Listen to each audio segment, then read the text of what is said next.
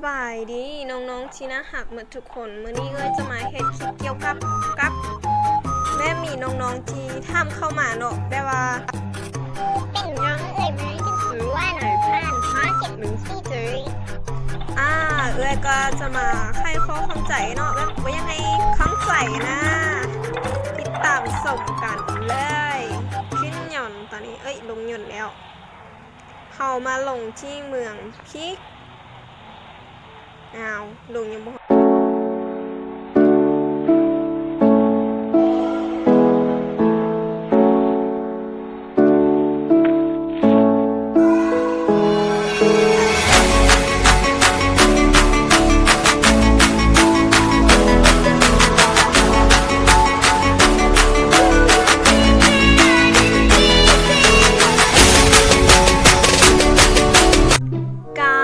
ครั้งหนึ่งนานมาแล้วได้มีผู้ชายคนหนึ่งเป็นคนลาวนี่ว่ามีผู้ชายคนหนึ่งที่แบบลิ้นซ่อนแอบมีหูโสมที่หล่อที่สุดในโลกแบบหล่อกว่านี้ก็ลี่ละได้น้องซอกเซบ่ได้ละได้เขาจะเป็นคนที่แบบมักลิ้นซ่อนแอบและก็ฆ่าคน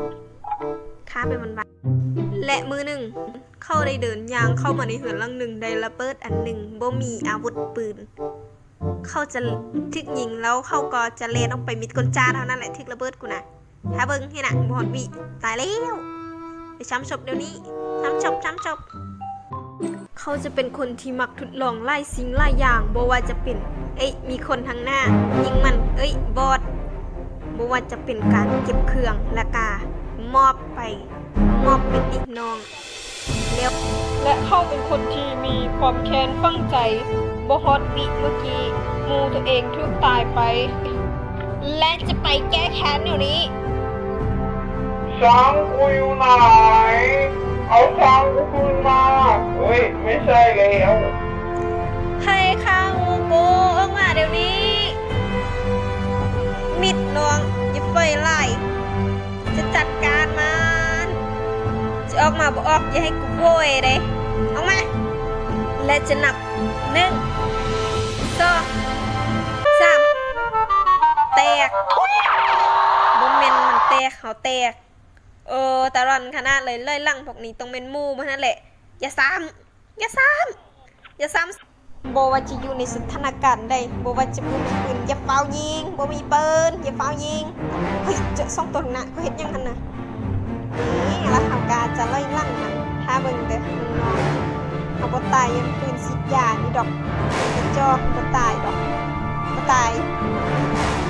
ฮัลโหลหวัดดีคุณบอดตัวน้อยทำไมแต่งตัวเท่จังเหมือนกันเลยสงสัยต้องเป็นพี่น้องกันใช่ไหมและบางครั้งเขาก็เจอมูแบบบาๆบอๆนะแบบอยากออกคลิปนะเพิ่นบอกยิงซะเพิ่นโมเมนต์ยิงเสียตัวเองยิงเสียเพิ่นพี่ทั้งน้ำมันนะอยากให้สวยเฮ็ดคลิปเป็นยากอาเทเอาว่าเบิ่งเอาคุณอยากออกคลิปนะเบิ่งเอามันบ้องยิงเสียเพิ่นพี่ตัวเองเป็นยิงเสียตัวเองเบิ่งเอาคนอยากออกคลิปนะเบิ่งเอาคนอยากออกคลิปนะแต่เพิ่นเว้าให้ลูกฟันเพิ่นนี่นะเบิ่งเอาคนอยากออกคลิปนะแม่มันจะยากกันหนักกันหน้ายังมึงดูเคลียร์แล้วด้วยค่าหินไตบ่ต้องสวยแล้วบ่ต้องสวยปะละตายนะบ่ต้องสวยยิกตาย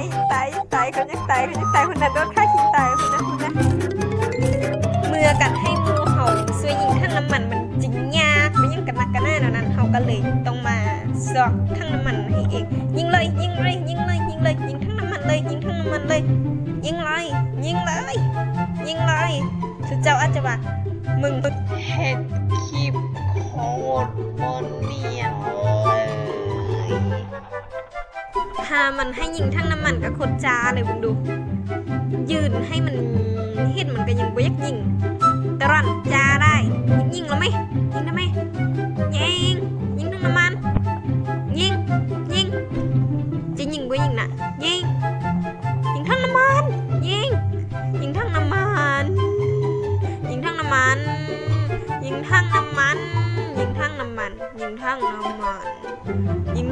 นี่ยิงทั้งน้ำมันบ่แม่นยิงกู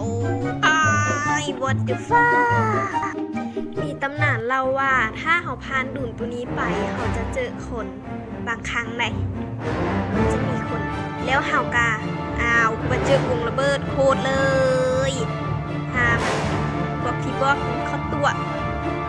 เจ็บบอสเขายิงบอสไปแล้วมื้อนี้บ่ต้องว่ายังเอ้ยมาเฮ็ดคลิปยิงบอสโซ่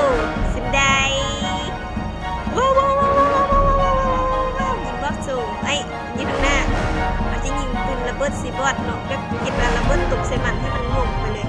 ระเบิดมันบ่ตกใส่เฮาดอกมันสิตกใส่บอสน่ะแล้วเฮากำลังนอนกลางบล็อกเขียวผู้ใดอีนอนกลางบล็อกเขียวตรงกดเกาะออกเนาะคันเข้ามายิงกลางบล็อกเขียวมันตายเดียวอะไรไม่ตายและบางครั้ง GM มันก็เฮ็ดบาปทุกคนยังบ่พอเท่านั้น GM มันยังเฮ็ดเกมกับบ่ได้จะไปทีมกับบ่ได้บ่กดซุ่มกับบ่ได้แล้วมึงจะให้กูเล่นยังไง What the fuck ยังบ่พอเท่านั้นจะอาจจะคิดว่ามันน้อยเกินไปแต่ว่า GM ได้สร้างกฎขึ้นมาต้องมีมอกตายแบบว่าตายกลางมอกนะเคยเป็นบ่ What the fuck คนเฮียที่สุดเลยมีทุกอย่าง GM สร้างขึ้นมาพี่แลนแคลเซียมน้อยไว้เดี๋ยวจะตายแบบเหมียวเอ้ยซื้อแคลเซียมน้อยเนาะจะมาแนะนำตัวสวัสดีค่ะทุกคนมาซื้อแคลเซียมน้อยนะคะทุกคน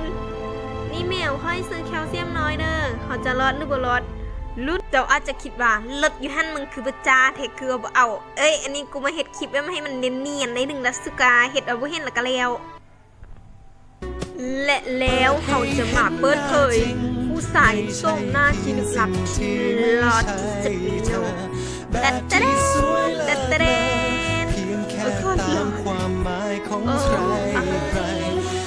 หล่อมันไม่เสียที่สุดเลยเด็ดดุ๊ยังหล่อไม่อยากเจียวจมไม่อยากเจียวเบานะทำไมตายหัน